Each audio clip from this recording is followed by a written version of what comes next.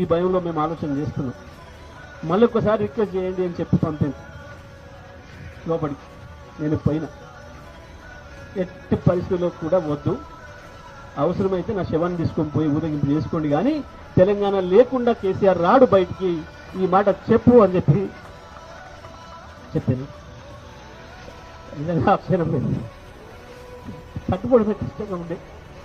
ఇక రాడేమో, వాళ్ళు రారు, ఇంకో గంట 2 గంటలు అయితే ఉండడు కేసీఆర్ మాకన్నా భయం.